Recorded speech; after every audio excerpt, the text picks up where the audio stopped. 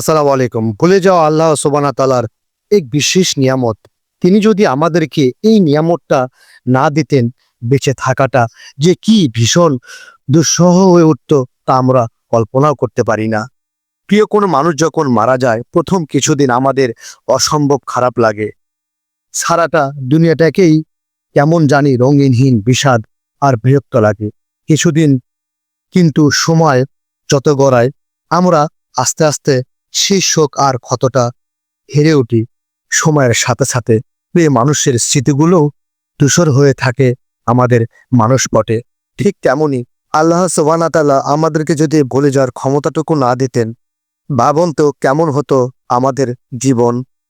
একবার শুধু ভাবুন, প্রথম যেদিন আপনার মা মারা গিয়েছিল, সেদিন আপনার কতটা খারাপ লেগেছিল। 2-5 বছর পরেও যদি এই একই খারাপটা আপনার কাছে লাগতো, তাহলে আপনার আমার বেঁচে থাকাটা কত দুর্বিষহ হয়ে উঠতো। একবার চিন্তা করুন, ভুলে যাওয়া কতটা আল্লাহ পাকের একটা নিয়ামত। ঠিক তেমনি ভবিষ্যৎ না জানাও অনেক বড় একটা নিয়ামত আমাদের জীবনে।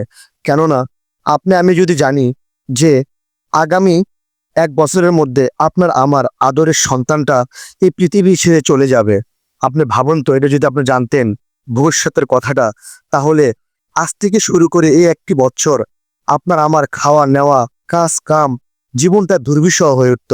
হায় হায়, 1টি বছর পর আমার সন্তানটা মারা যাবে, আপনার আমার কাছে কেমন লাগতো? বন্ধুরা, এই একটা হিকমহ আল্লাহ পাকের, একটা জীবনে ভুলে যাওয়া, ভবিষ্যৎ না জানা, দুটি কত বড় একটা নিয়ামত বান্দার জীবনে। অতএব বান্দার জীবনে প্রত্যেকটা সময়, প্রত্যেকটা ক্ষণ আল্লাহ তাআলা যা আমাদেরকে দিয়েছেন, এই ভুলে যাওয়া, ভবিষ্যৎ না জানা, সবই আল্লাহ পাকের একটা বান্দা বান্দির জন্য অনেক বড় নিয়ামত। আলহামদুলিল্লাহ।